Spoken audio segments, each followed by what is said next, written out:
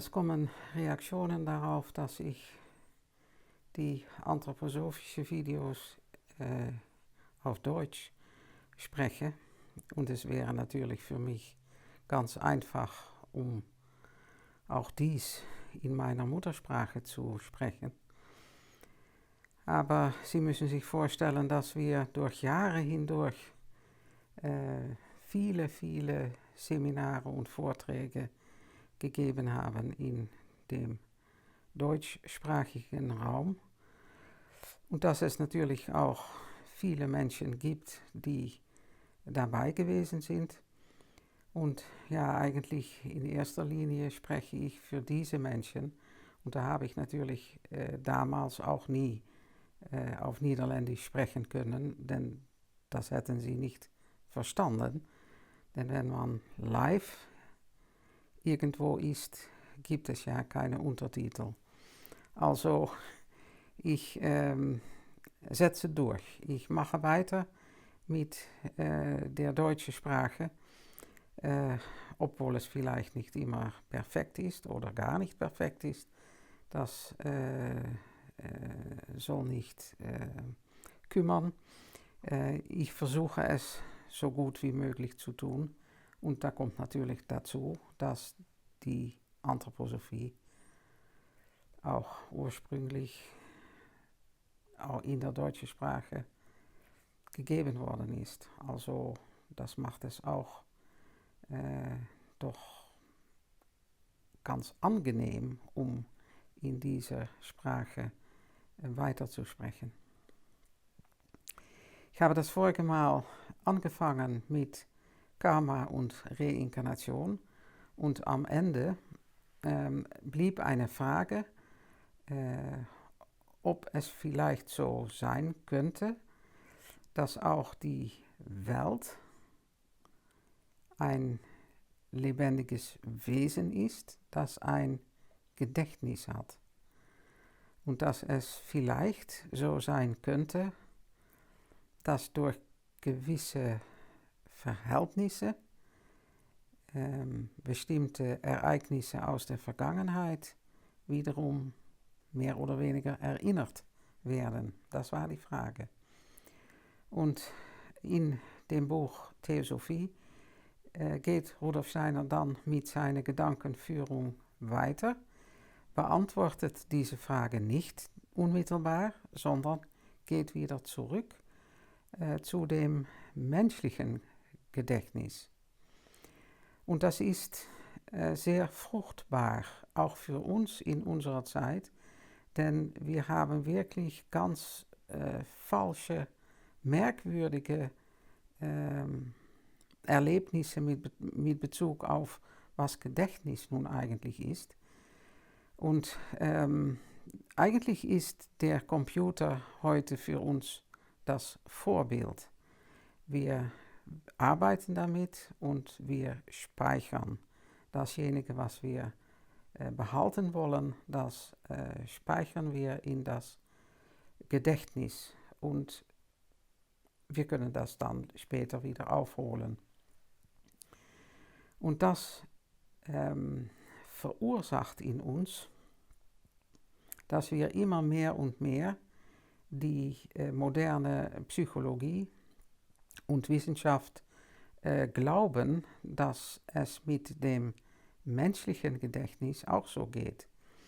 Dass wir also ganz viele Bilder in uns gespeichert haben mit allerlei Erlebnissen und dass wir, wenn wir uns das erinnern wollen, dass wir ja in einem gewissen Sinn in eine Kartei eintauchen und merkwürdig klug dann wissen, wo wir sein müssen und dann die richtige Karte aus der Kartei hochholen. Das ist dann die Erinnerung. Das ist dasjenige, was wir mit dem Gedächtnis eingeprägt haben.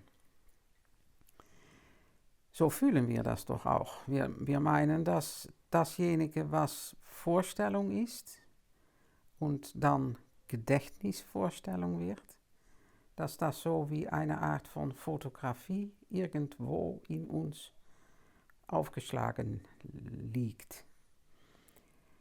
Wir sind noch in der alten Zeit, dass es noch keine Computer gab, Ärzte gewesen und wir hatten solche Karteien noch mit ein Patientendossier im Papier, nicht auf dem Schirm, aber im Papier und da wurde alles notiert. Und wenn der Patient wieder zurückkam, und da konnte man natürlich nicht alles selbst sich erinnern, dann nahm man die Karte oder ließ die Karte sich bringen und dann konnte man schauen, was auch wiederum der Fall war. So meint man, dass das menschliche Gedächtnis auch funktioniert. Und es ist dann wirklich wunderbar, um eine Reise in der Selbstbeobachtung mit Rudolf Steiner zu machen, der uns dann darauf hinweist, dass wir zuerst mal bewusst werden sollten, dass eine Vorstellung nur so lange da ist, als der Sinneseindruck da ist. Wenn ich einen Sinneseindruck habe, dann habe ich den nur, wenn ich bei dem Ding bin, das mir den Eindruck gibt. Wenn ich mich umdrehe, habe ich ihn schon nicht mehr. Und die Vorstellung, die ich von dem Eindruck habe, im Moment, dass ich den Eindruck habe, ist auch nur da, solange als ich mit dem Sinnesding zusammen bin. Wenn ich davon gehe, dann ist auch die Vorstellung weg. Und nun ist es so etwas Wunderbares, dass wir als Menschen die Fähigkeit haben, um solche Vorstellungen später wieder sich zu erinnern. Und da sagt Rudolf Steiner, wenn man geübt ist in der Selbstbeobachtung, dann kann man verfolgen, dass es gar kein Bewahren der Vorstellungen gibt, sondern dass die Seele mit der Vorstellung etwas tut, wodurch sie später neu gebildet werden kann. Also wir haben nicht in uns eine Kartei mit Fotos, wo wir dann wiederum einen hervorholen können, sondern wir schauen nach innen, so wie wir auch nach außen schauen. Nur ist das nach innen schauen nicht mit den Sinnen, sondern mit der Seele. Wir schauen nach innen und wir wissen, wo der Eindruck geblieben ist. Und da, wo der Eindruck geblieben ist, bilden wir dann die Vorstellung neu. Also, was ist das für ein wunderbares Etwas, wenn man sich diese Lebendigkeit vorstellt, die wir mit dem Erinnern betätigen. Also nicht Dossiers haben wir in uns, wir haben nicht die ganzen Lebensinhalte in uns fertig gespeichert, sondern wir haben eine Möglichkeit, um zu einem Zeitpunkt zurückzugehen und dort etwas zu tun, wodurch wir imstande sind, die Vorstellungen neu zu bilden. Es ist immer die Seele, die dabei ist, denn die Seele ist die Trägerin des Bewusstseins. Und wenn wir also bewusst wahrnehmen, ist die Seele dabei. Wenn wir bewusst erinnern, ist die Seele auch dabei.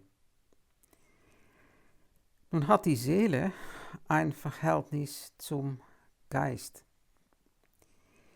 Die Seele ist also eigentlich die Bewahrerin der Vergangenheit. Sie weiß, wo sie sein soll, um diese Vergangenheit wieder in das Bewusstsein wachzurufen, dadurch, dass das sich wieder bildet. Und die Seele hat ein Verhältnis zu dem Geist. Im Buch Theosophie beschreibt Rudolf Steiner der Geist als die Instanz, der die Wahrheit, das Schöne und das Gute verwaltet. Die Wahrheit kennt, das Schöne bilden kann und das Gute tun kann durch den Geist. Aber der Geist hat auch noch eine andere Seite und da kommt dieses Verhältnis mit der Seele zustande. Denn die Seele als Bewahrerin der Vergangenheit liefert eigentlich alle Früchte der Vergangenheit dem Geist. Der Geist bekommt die Früchte der Vergangenheit durch Vermittlung der Seele. Und wir wissen natürlich, dass wir lange nicht alles, was das Leben uns gebracht hat, dass wir das aus der Erinnerung wieder wachrufen könnten. Es ist natürlich sehr viel, was mehr oder weniger für das Bewusstsein verschwunden ist. Und da kommt wiederum so ein Punkt, dass in der Selbstbeobachtung deutlich wird und was so eine Art von Beseligung gibt, wenn man sich das bewusst wird, nämlich, dass eigentlich alles, was die Seele im Leben erlebt und für die Ewigkeit bewahrt, obwohl wir es vergessen, liefert Fähigkeiten. Und das naheliegende Beispiel ist natürlich das Schreiben lernen. Wenn wir bedenken, was wir alles gemacht haben in der Schule, um schreiben zu lernen, was da alles für Ereignisse und Erlebnisse gewesen sind beim zuerst Schreiben von A und dann erleben, dass das möglich ist, dass man einen Klang aufschreiben kann, dass dann Worte geschrieben und gelesen werden können und dann Sätze und dann ganze Bücher. Das Erlernen von dieser Fähigkeit ist die Frucht. Und alles, was geschehen musste, um diese Frucht ernten zu können, ja, das kann vergessen werden. Aber die Seele gibt dem Geist in dieser Art unzählige Früchte. Und wenn man das meditativ aufnimmt und sich darin etwas länger vertieft, dann kann man doch nicht anders als erkennen, dass das so ist. Das Beispiel von Schreiben ist doch deutlich genug, dass wir die Umstände vergessen, aber die Fähigkeit, die wird behalten. Da könnte man noch sagen, ja, ob das dann mit dem Geist etwas zu tun hat, ob das in die Ewigkeit hineingeht, diese Fähigkeit. Wenn man wirklich in die Reinkarnation ernst nimmt, dann müsste man sagen, wenn man wieder zurückkommt auf der Erde, dann müsste man also wieder schreiben können, ohne es zu lernen, aber so ist es natürlich nicht. Auch dieses Schreiben lernen ist wiederum eine Teilfähigkeit, die dazu führt, dass der Geist eine viel größere Fähigkeit sich erwerbt als nur das Schreiben. So ist es auch mit der Musik. So ist es mit allem, was wir lernen. Das braucht nicht immer ganz große, wichtige Sachen zu sein. Wenn man das Kochen erlernt, das ist natürlich eigentlich auch eine große, wichtige Sache. Aber wenn man das lernt, dann darf man sich auch da zuschauen und was wird nicht aus alle kleine Erfahrungen, die man da macht, die kleine Fähigkeiten, die man erlernt, für eine größere Fähigkeit, dass man eine Mahlzeit bereiten kann. Und so sitzt das ganze Leben ineinander. Und wenn man sich das meditativ vorhält, ja, dann wird der Mensch schon etwas anderes als eine Kartei mit Erinnerungsbilder, die man wohl oder nicht zu Vorschein holen kann. Also das ist der zweite Abschnitt in diese Erwägungen mit Bezug auf Karma und Reinkarnation.